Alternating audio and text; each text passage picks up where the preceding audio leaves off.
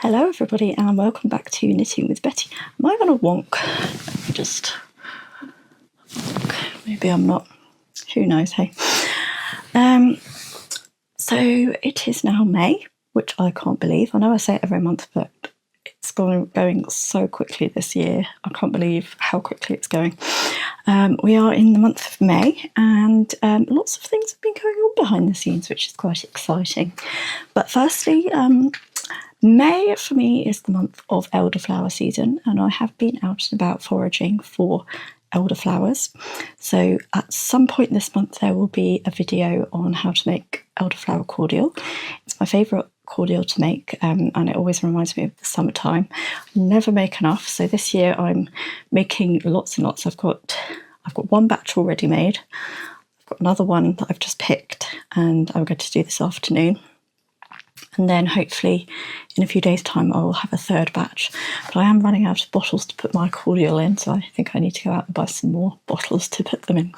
But yeah, elderflower cordial is just so nice on a really warm summer's day with cold water to dilute it. It's just delicious. So I highly recommend, if you can find some elderflowers, that you make some elderflower cordial. But back to knitting.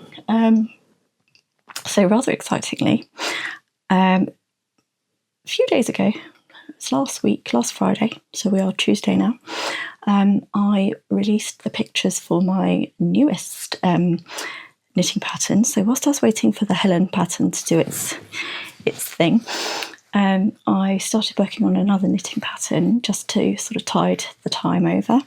And this time I opted for an accessory rather than like a sweater, because they're quite time-consuming sweaters to do. So I thought I'd, do like a palette cleanser, a nice simple bag and hat after sort of the nightmare of the Helen pattern. So let's introduce you to it. This is the vintage pattern that it's based on. So I scanned in this vintage knitting pattern, and I wanted to know what it would look like in different colours. So I think the original pattern is grey, white. Is it grey? Yeah, grey, blue, and white. But that didn't really appeal to me, so I wanted to see what it would look like in lots of different colours. So I actually put this image through AI to see what the different colourways would look like, and AI came up with these. So I will pop up some pictures, and I think the prompt I gave it was like red, white, and blue was one of them. Autumn, winter, and spring, summer colours as well I put through AI. So I got these different colourways, which I thought was pretty cool. And actually I knitted one of the colourways, or inspired by one of the colourways. I don't know that they're necessarily the colours. I'll show you that in a minute actually.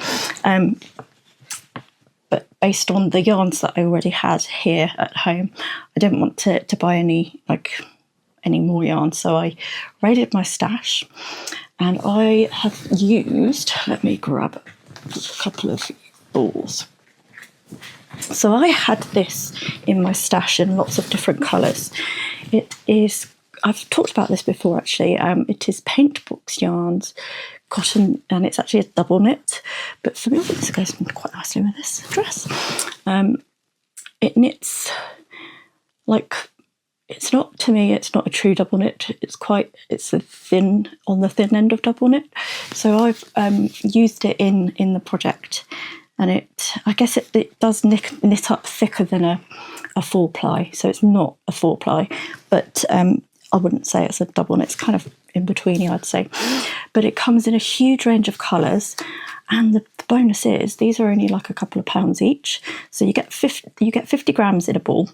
This one is called Dolphin Blue, which is quite nice. This will actually go quite nicely. This is Rich Teal.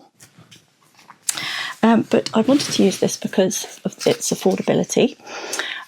So the project won't cost you very much to make. I think I used 2 balls of the blue, 1 of the red, and 1 of the grey. Might have just used over 1 ball of the grey. I can't remember now. So that's, what's that, 4 balls altogether for the size small. So 2 times 4 is £8. Like, it was only about £8 to make. Obviously you've got shipping on top of that. But I got this from Lovecrafts.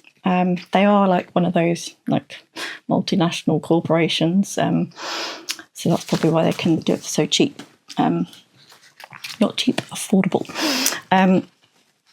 But yeah, it means that hopefully lots of people can make it, because it's not an expensive yarn, and you can buy lots of different colours and make it in lots of different colours. So without further ado, I shall introduce you to, shall we pop the beret on? Oh, it's going to not work, is it? Oh, there we go. Look at that. So the lady in the picture has it kind of perched atop her curls here, which is quite cool. So I tried in my photos, my official photos, to try and get this kind of crown of curls and have the hat kind of framing my curls. But this is what it looks like. I think the one thing that I might have to concede to, I haven't lined this hat, and I think I might need to get the really crisp kind of circular shape for it to stand up properly. But yeah, I just love it. Look at that. Look at the colours. So this colour was deep sea blue. The red was red wine, and the grey, I think it was stormy. It's either stormy grey or misty grey. One of those. And I had these in my stash. So ideally I would have done red, white and blue for Victory, because I have named it the Victory hat and bag, just because of the colours. But this was actually, this colourway was made up by the AI. So there are 2 different versions. Let me take the hat off so you can see the different versions. So this is the AI kind of changed. I think if you put an image through AI too many times, it kind of changes bits of the image, like it's almost like it pixelates it kind of, but it did change it to kind of include a different pattern. So that's my version, and then this is the original version. So I'm including both charts. So if you look at them side by side, they are slightly different. I think the emphasis is different, like on each one. So this one, you get pops of the purple here, whereas this one, the white or the grey kind of pops out more. I guess it depends which colours you use, which colours stand out more. It's like colour theory, isn't it? But you can see there is a subtle difference between the 2 of them, like the emphasis on the colours. I liked them both, so I'm going to include both charts, so you can either make the traditional one that this is from the original pattern, true to the pattern, or you can make my version, which I quite like as well. So yeah, that took a little bit of time, because where did I put that pattern? Oh, here it is. The original pattern was, oh, it's falling apart. It was all written instructions, and nowhere is there a chart for this, which I haven't seen a lot of patterns from this era having charts. I have seen some, but mostly they do it like the long written way, which I'm more of a visual learner, so I definitely go off charts more than written instructions. So I have charted it completely to help people. And I've also charted the hat section as well, because the decreases are slightly different from the increases. So let's show you how it's made. You start from the middle and you cast on, I think it's about 8 stitches, or is it 4? 4 stitches. 4. And then you increase rapidly to get the circular. You join those 4 stitches in a circle, and then you increase rapidly to get your circular kind of motif. And that first kind of few stitches till you get to like probably about here, it's quite difficult because it's quite tiny, and having it on in a circle is quite difficult to get used to. So I have done also a crochet start as well. And this was actually inspired by is it Marianne Kinzel, I think her name is, the book that I got from a charity shop. That's absolutely amazing, where she starts her doilies with a crochet. She does it actually with a chain that she crochets into a circle, and then you slip it onto knitting needles and start knitting. But that makes you have a hole in the middle. So I've done this one with a magic circle, and or as I like to call it, cat's bum. Have you ever seen those tea towel holders that it's the back end of a cat, and you put the tea towel into the cat's bum? That's what I think it looks like. I actually got my sister one of those when she bought her very first house ever. I got her one of those as a housewarming present, and she was not impressed. I thought it was hilarious. But yeah, so you start with magic circle, and then you double crochet into it, or for the Americans it's single crochet, and then you slip it onto knitting needles and then begin knitting in the round. So you can, whichever you like. This is the knitted side. So you have to be a bit careful of jogs in the pattern when you're doing it in the round. So here you could probably, on the last or the first row of the grey, you slip the first stitch of the red so that it doesn't create that jog. Did I do that in a later one? Yeah, this one's slightly better.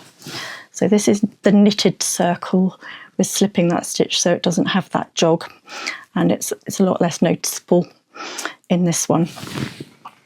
But yeah, so that's the crochet version if you want it to look more sort of circular in the middle, I guess.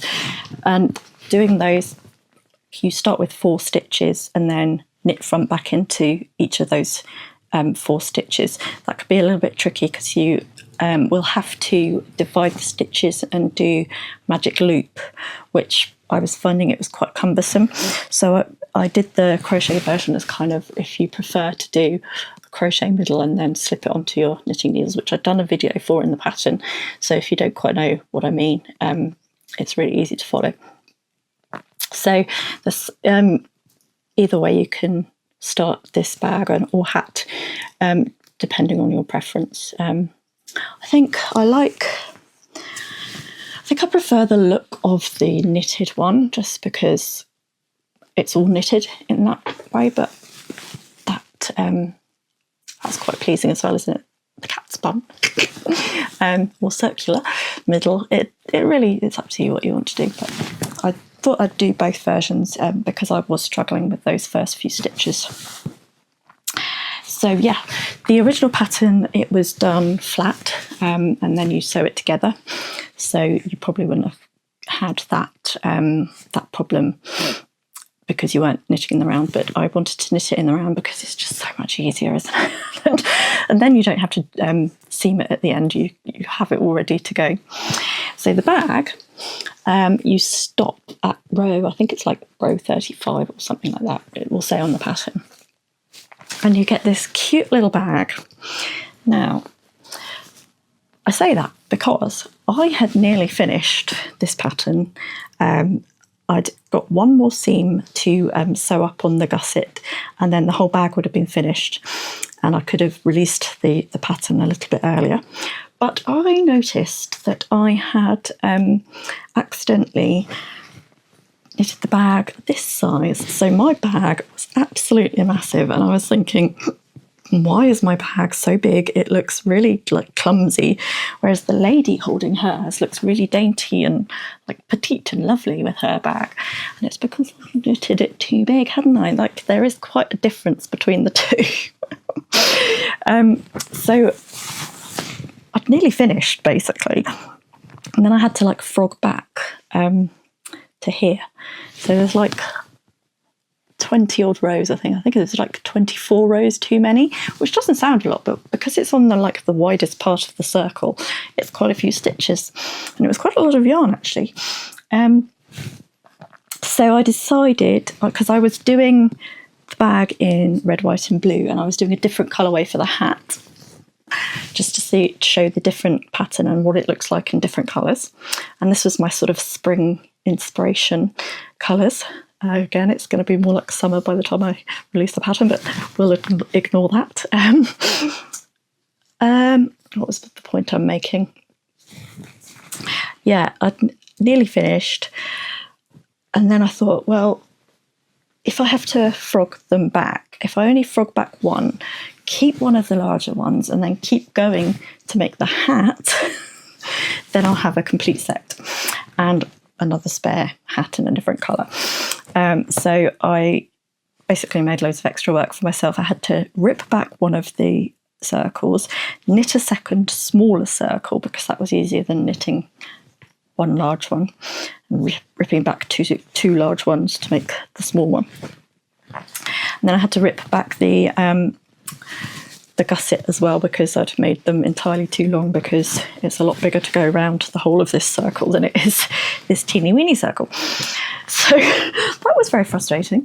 So a lesson to you all, read the pattern, because I obviously didn't, and it does clearly state for the hat, or for the bag rather, oh yeah, work exactly the same as given for top section of beret until the 33rd row has been completed, and then you cast off. I did not do that. I kept going. I obviously got too carried away, and I was really enjoying it anyway because it's quite colour work. Once you get into it, it's quite rhythmic and it's quite fast to do. So yeah, I obviously got carried away. But yeah, you could make a massive bag, but it is quite large and it's not as cute and dainty as like the little one. I think this looks like a little clock with the little thing on top, like an alarm. Anywho, so yeah, read the pattern, guys. It will help you and you won't make the same mistake as me. But that does mean that I do have two hats, which is good because then I can show you the two different patterns, how different they actually are. Like so. So yeah, let's just come in closer. So I think I made the mistake of the purple and the yellow are too close in tone to each other. I should have done a slightly darker purple so that the yellow would perhaps stand out a bit more, because it kind of, if you bring it back, it kind of blends in a little bit to one another. The purple, the dark purple is quite nice and stands out, but you can only kind of see the detail close up. But I do like that colourway, it's pretty and it's very spring-like, isn't it? And it's what I had. I didn't want to buy any more yarn, so because I'm a cheapskate. So that is the victory set. Let me pop the hat on again. So yes, like I say, I probably would line the hat just to give it a bit more structure, because even though I've used cotton, it isn't like, the reason I bought this cotton is because it's the softest cotton yarn that I found. Like, often cotton can feel really dry, and it was really dry on my fingers as I was knitting with this, but even drier than this, it feels like almost like denim almost. It can be very scratchy almost and crunchy, but this is a really soft cotton, and that's why I love it so much. And this would be really good for summer garments. So it's got quite a bit of drape to it. I mean, this has been lined. I think I'm going to be changing the lining, so the lining is actually separate to the bag that I've done for this. This is just a snazzy cotton that I've chosen to line it with, but I think I will change the pattern so that you attach the pattern to the circles and to the ribbing, because it is still quite stretchy otherwise. So that's good. We all learn things as we go along, don't we?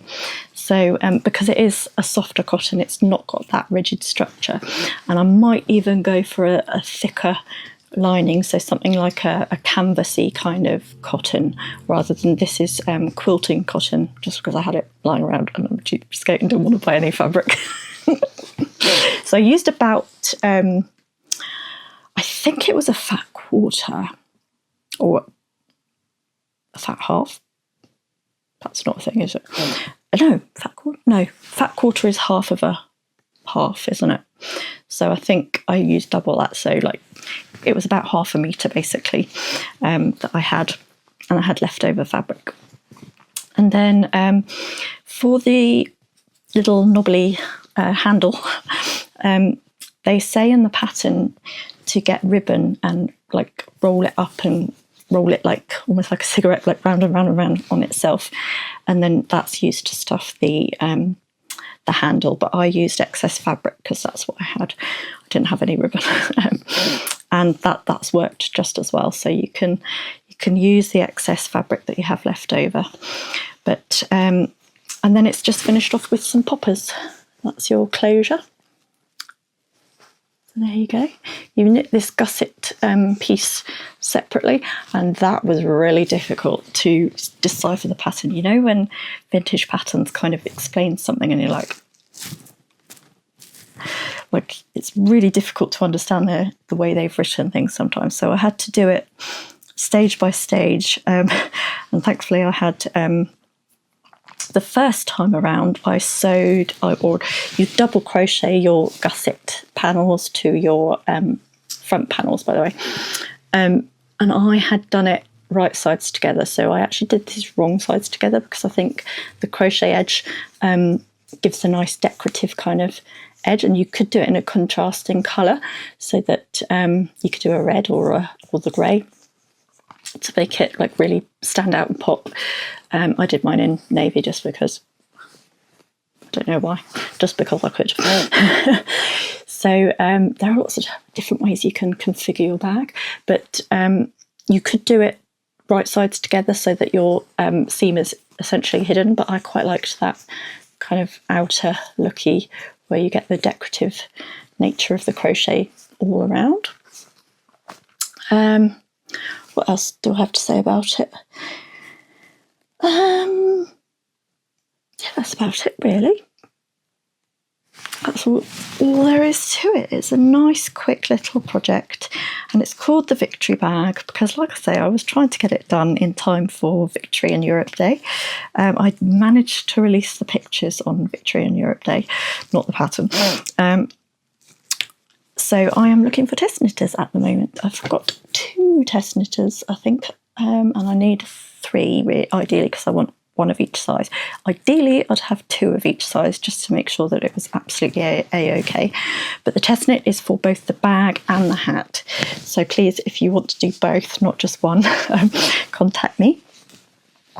But that's what it looks like on. It's rather snazzy, isn't it? And I love how it kind of makes a halo effect around your head because we are all angels, aren't we?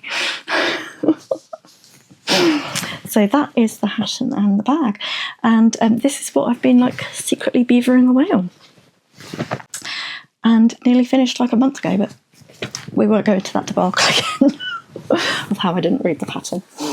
So that's what I've been up to really.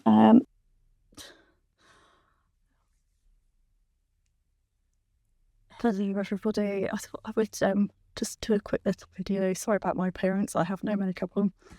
I have just realised that I've made the hugest mistake with my new knitting pattern, and I got a little bit carried away and knitted far too much, and so I've got to unpick it. Let me show you what I did wrong. So this is my bag, which I had very nearly finished. All I had to do was sew down this last little bit and then sew my lining to my bag, and then I looked at pattern and I looked at the lady, looked at the bag, and I thought, hang on a minute, she's only knitted up there on the pattern and on. This is where I should have stopped, around here. I have managed to knit all the way up to the top for both sides. Yep.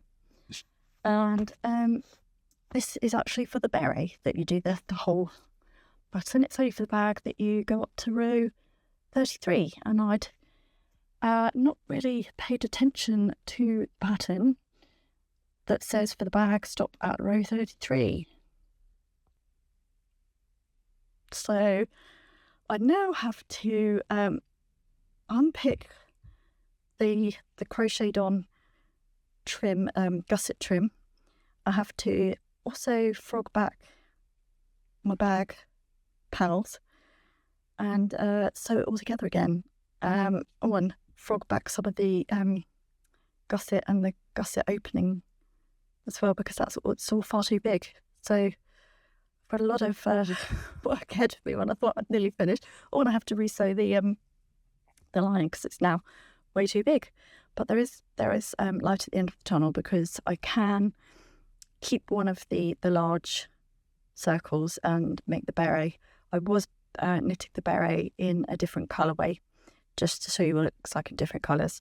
So, but now I will have a blue beret as well as a different colourway. And then I have to frog back one of the circles and then just knit to row 33 for the other one, which won't take too long, hopefully. But that is a lesson for you all, to read the pattern and not just assume, and then find out when you've nearly finished that you've done it completely wrong. And I did wonder, like, the picture, the lady looks really nice and dainty with her small bag, and I thought, why is mine so big? And I thought, because I'm using technically a double knit yarn, and this, I think it's just in 3-ply. And that's right. Yep, 3-ply. So I thought, having done it in a double knit cotton, even though it is more, it's like an in-between double knit and 4-ply. But I thought, it's just come out bigger because it's a thicker yarn than they used. No, it's because I hadn't read the pattern properly, and I have been merrily knitting away, got a bit carried away, and knitted it too big. So, yeah, read the pattern, people. It will help you in the end, I promise.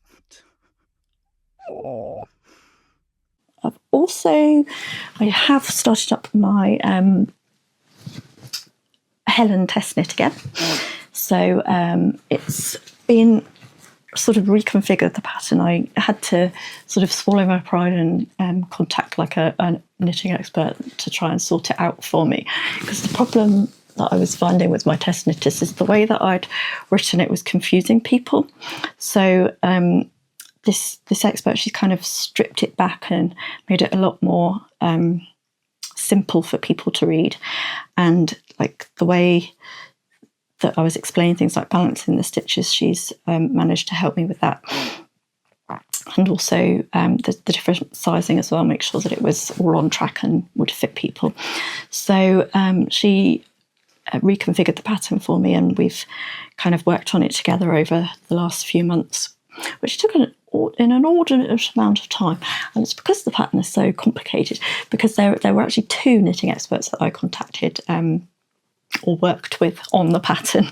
One handed it to another lady because she was going to take a little bit longer to be able to do the work, and I needed it done a little bit more quickly.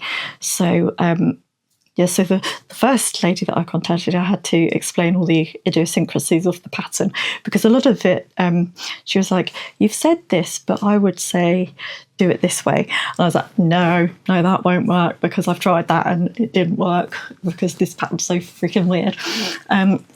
So I had to explain to her why I'd done things the way I had, that I wasn't mad, that actually there was a reason or a method to my madness. So had it all explained to her, fine.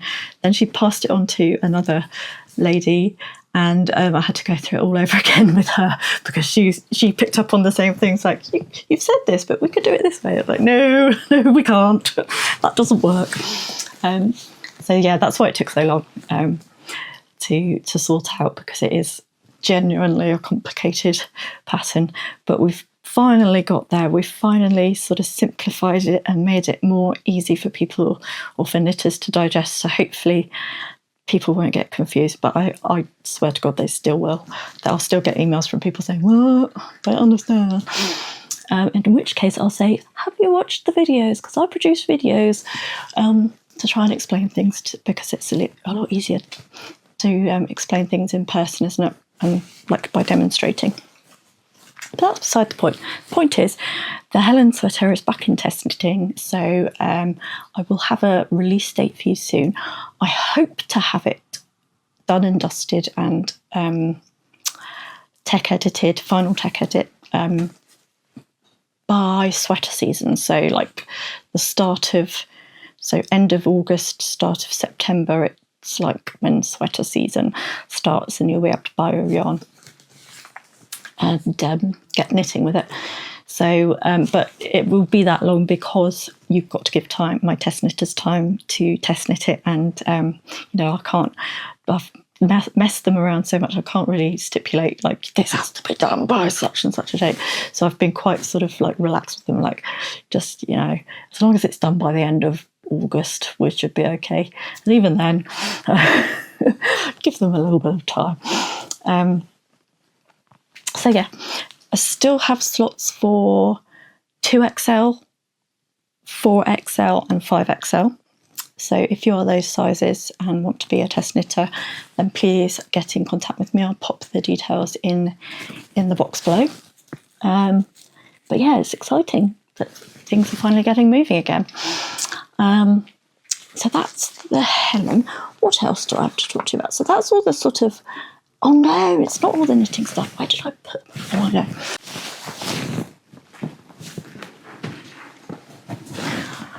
Right, so this is a very exciting little yarn delivery that came, God, it must have been just after I filmed the other video. So I've had it a few weeks and it's very exciting. So this is for my fellow soft yarn lovers. So I have managed to find a source of soft yarn that's very exciting because it's expensive, but it's not like prohibitively expensive. It's not like cashmere yarn is very expensive anyway, but the little balls of knitting for olive, it's absolutely beautiful. It's really soft, but it's only like 25 grams and it's quite expensive. I can't remember how much they are. I'll look it up and pop it up there. But you know, you need an awful lot of little 25 gram balls to make a sweater, don't you? And it would be very, very pricey. So I've managed to find some cashmere yarn from a supplier that I've followed them for quite a few years now, but I've never invested. And it's because they run their campaigns via Kickstarter. So you have to kind of buy it a year in advance, off plan almost. And I've watched them for a couple of years and not put it in order. I think I've just missed the deadline. And they very much produce to order. They do a little bit extra so you can buy from their online shop. But I just haven't for some reason. I think I've always, like the ones I've wanted have been out of stock or something like that. The colours I've wanted. But yeah, this year, I was like, or last year, 2025, I was like, this is my year. I'm going to do it. I'm going to invest. And when you buy from the Kickstarter, it's cheaper than if you were to buy it from their website after the Kickstarter has happened and when they've got it in stock. So there's a little incentive to invest in the Kickstarter because you do get quite a good discount. And so I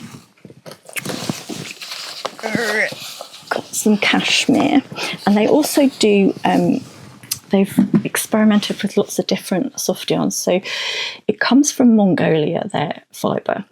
And I think I've said it before on this, that Mongolia is the place to get cashmere because their climate is very cold. And that produces the best cashmere because the goats need their sort of soft, downy underbelly, I think, where the cashmere comes from, to keep them warm. So not only is cashmere soft, it's very warm as well. So they get it all from Mongolia, and the reason it's slightly cheaper is because this guy, what's his name? I say Chris, but I don't think it is Chris. Whoever he is, he goes to Mongolia, he talks directly to the farmers. He sources all the fibre directly from the farmers, so they get a really good price. And then he also works directly with the factories that produce the yarn.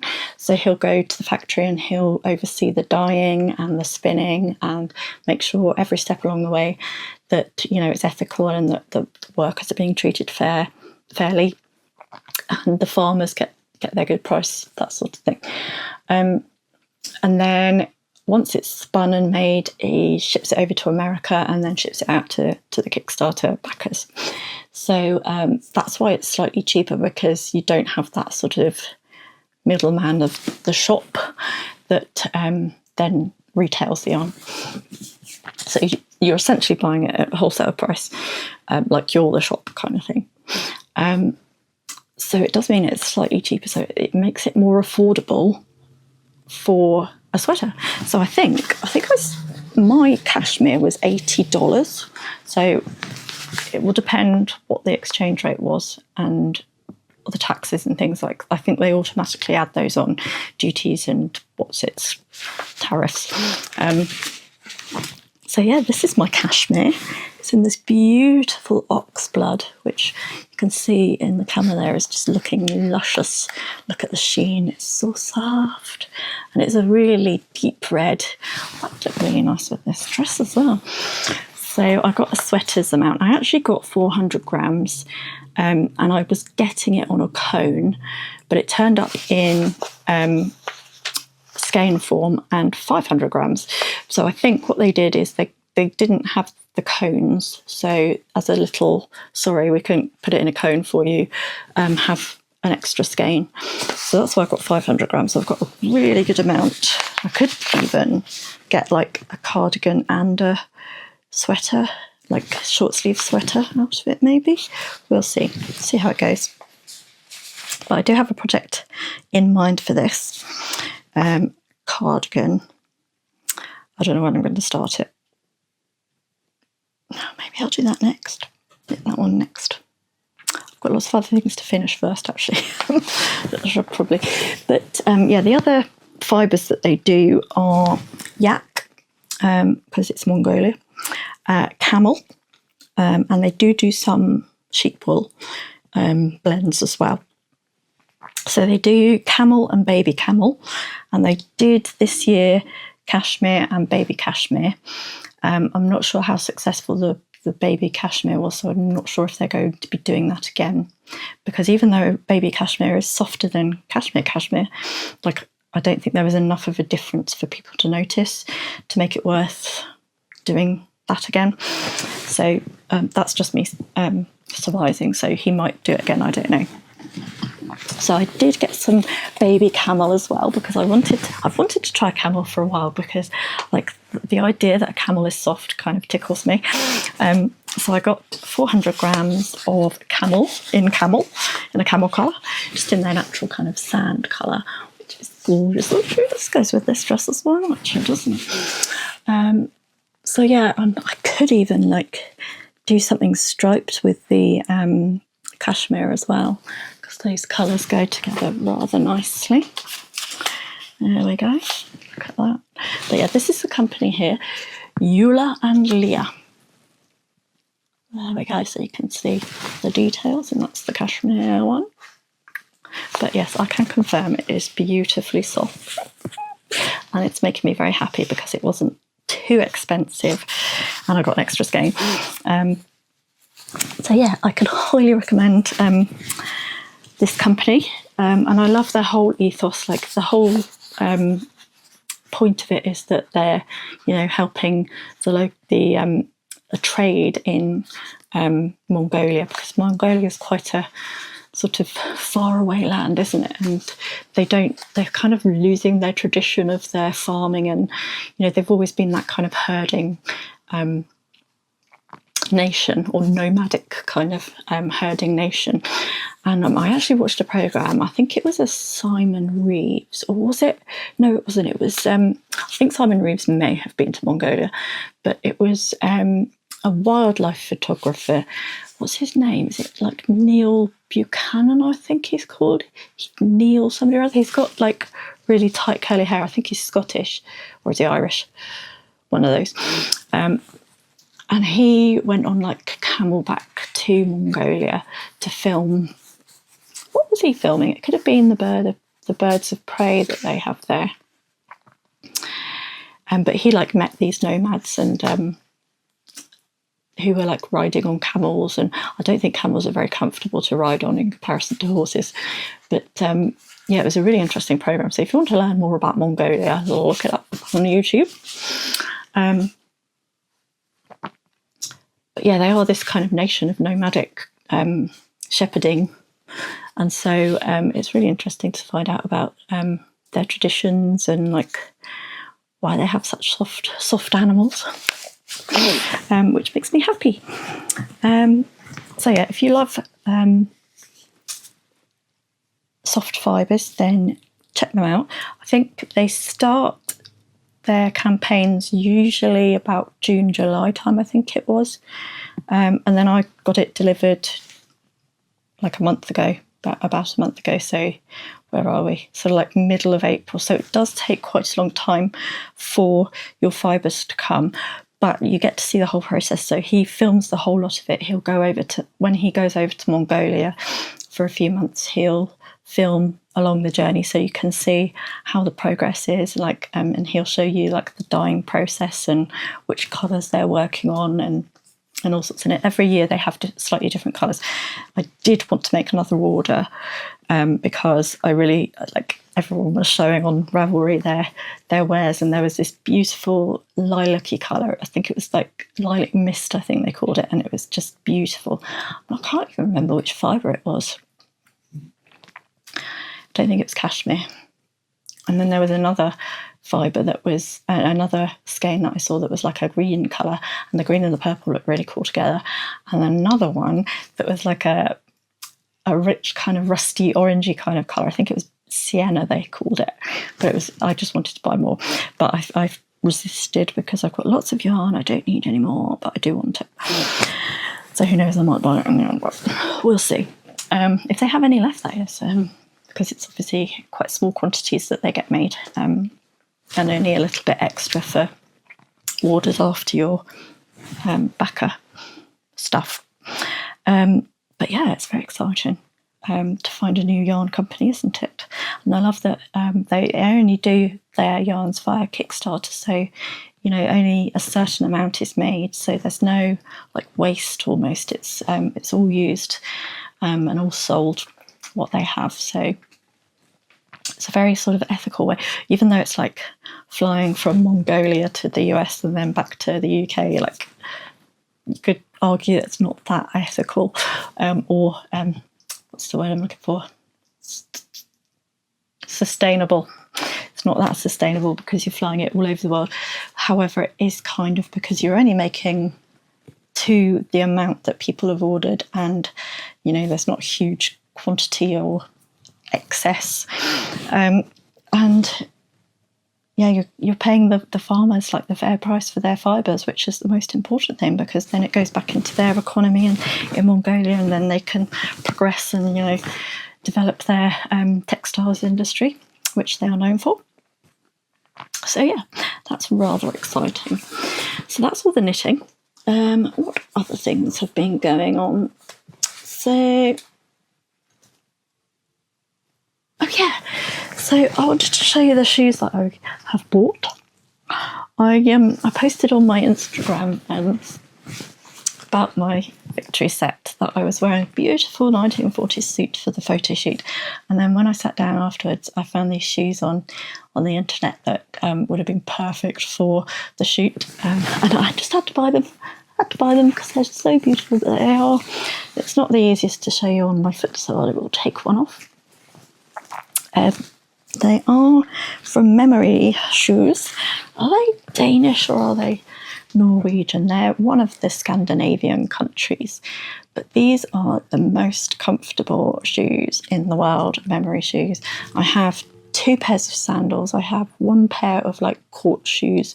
Well, I think I have some flat shoes as well that I've forgotten about. And they're comfortable because I have quite wide feet, and the sandals that I have are so comfortable. Like usually, like if I have ballet flats or shoes from like just Marks and Spencer's or wherever, They rub on my toes because my feet are quite wide. These do not. They're so comfortable. And like, these are heels, but if you have to walk, as you often do when you're wearing shoes, if you have to walk a long way, they are so comfortable. They don't rub. They are just beautifully made. They are, I think they're real leather. Yeah, they're real leather. So they like mould to your feet. It's a really soft leather that they use. It's not like harsh leather that cuts into your feet.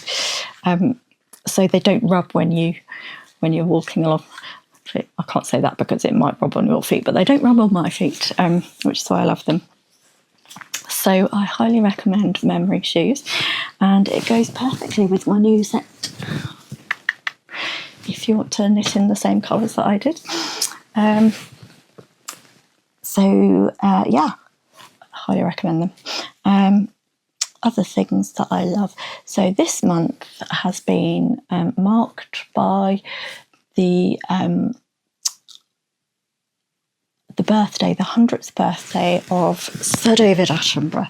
And I wanted to mention it because they did a programme at the Royal Albert Hall that was just so wholesome and so beautifully made that I just had to tell you about it, because I've very much in the past few months been looking at things that give me joy, and this programme was just one of those things. It was just, I think we'd just had local elections on that day, or we just had the results of the local elections, and it was a bit depressing because anything's politics these days is just so depressing, you just don't want to watch it. So to have this programme on in the evening when we just had this terrible news in the local elections, it was just so lovely, and it kind of brought the nation together, because he's the best person, isn't he? Like, he's so lovely. He's had such a long and varied career. He's just so beloved by this country, and it occurred to me that he's kind of like, he's all we have left of that generation. Like, the Queen passed away a few years ago, and had she lived to 100, we'd all be like watching programmes about her right now. But he's all that we have left, kind of thing. He's the new Queen, if you will. So yeah, the whole nation's kind of got behind him. Like, yeah, we love him because he's just so great, and he's got such a great style of narration, and he's started so many people's careers because his career has been so long. Like, people who are like in their 50s and 60s have grown up with David Attenborough, and they got them into like wildlife photography or whatever. But equally, people my age or even younger have grown up with his programmes. So again, he's inspired so many people over the years that everybody loves him. So if you can watch it, I think it was on the BBC, so it's probably on the iPlayer if you're in the UK. I don't know if you can get that in other countries, but maybe BritBox will have it, I don't know. But if you can try and find it, watch it, because it's lovely. And they had these like puppets at the beginning that the kind of puppets that people are wearing all black, and you can see them moving, but you can see the puppet as well. Like Warhorse was like that. They were just so clever. They looked so realistic, even though they were puppets, and you could see the puppeteers. So I highly recommend watching that, and just embracing David Attenborough. Like, we need to kind of keep him in cotton wool so that he never dies, because he's just so brilliant. And then the last thing this month that has been giving me joy is I have just started a 9-week course on watercolour painting, and it's just so joyous. I actually used to do watercolour painting when I was a little girl, so I think I can't have been very old. I was probably 7 or 8 when I did these classes, and I used to really love it because I had the best teacher. She was called Mrs. Helen, and she was just one of those people that obviously loved kids because she was just so lovely. And she taught me to do watercolour painting, and I'd go every Saturday. We'd go to the local scout hall, and she'd lay out this big sheet of plastic on the floor, and put up the tables and chairs. And at the beginning of the session, she'd do like a little visualisation. So you had to rub your hands together so they were nice and warm. And then you'd put them over your eyes like this. And then she'd like do like a visualisation of like you're on the beach and you can hear the shore lapping and the birds and the trees and all that kind of thing. And it calmed all the kids down so they were nice and chilled out, and sort of, it's like a meditation almost. So you were all chilled out before you did your art class. Then you'd sit for a couple of hours on a Saturday just doing a watercolour painting, and it was just so mindful, I guess. Before mindfulness was like a cool thing. And then at the end of the session, we'd all put away our tables and chairs. We'd all roll up this plastic sheet that she had to put in a bag for her, to put in her car. And I used to really enjoy it. And like, I don't know why I stopped doing watercolour painting. I guess maybe just life got in the way, didn't it? And I saw on Facebook, on the local Facebook, that this lady was advertising for a 9-week course doing watercolour painting, teaching like the basics of watercolour painting. And I thought, yeah, that sounds like a bit of me. I might do that. And so for 2 hours on a Wednesday, I just go and do some watercolour painting, and it's lovely. It's just so joyous to just sit and do nothing really other than playing with paint. And my teacher's great. She's taking us like right from the basics, so like colour theory and like how to layer the watercolour paints, because watercolour paints are very different from like acrylic or oils in that you have to think about the white of the paper, because you basically can't get white again. If you paint over the white of the paper, that's it. You can't get the lighter colours again. So you have to think about really where you're putting the paint, and start with the lightest colours and work to the darker layers, and you sort of layer it up. So you have to really think where you're putting your paint and how you're applying that paint. So we would do like experiments on wet paper with wet paint, or dry paper with wet paint, or dry paper with dry paint, which, yeah, that is a thing. So it all reacts differently as to how you use the water of the watercolour. And it's just really good fun. And I don't really remember a lot of from when I was a little girl, like that really fundamental theory. And so I'm learning new stuff, and it's really interesting and it's really good fun. And also the great thing about my teacher is she lets you make mistakes so you learn, which, like, that's a sign of a good teacher, because a lot of people, like, if you're making a mistake, they'll correct you, which again, that is part of teaching. But if you actually make the mistake, then you learn from that a lot more than if you hadn't made that mistake. So, for example, she told us to choose 3 colours to start doing like a landscape picture, and start mixing the paints together to try and get the different colours of. So I was doing like a field with a hedge, and so I chose a yellow, a blue and a green, and I'd chosen all quite cool colours, and so I wasn't getting like the lifelike leafy kind of greens, and it's because I needed to put a warmer colour in there, because I'd chosen those cooler colours.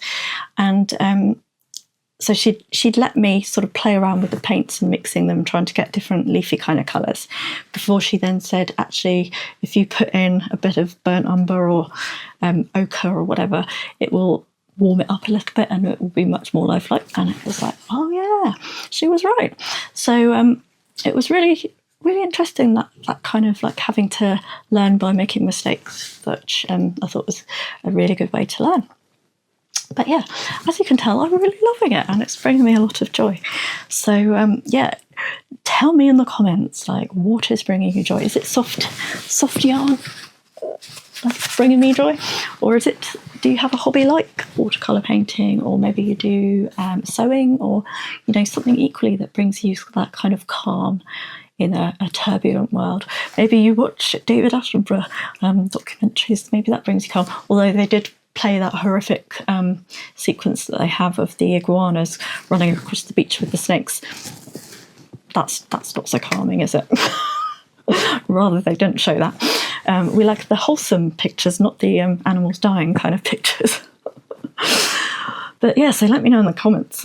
Do you have any anything that's bringing you joy in these past couple of months? I'd love to know what brings you joy, what sparks joy for you. And yeah, let me know if you would like to test knit the Victory hat and bag.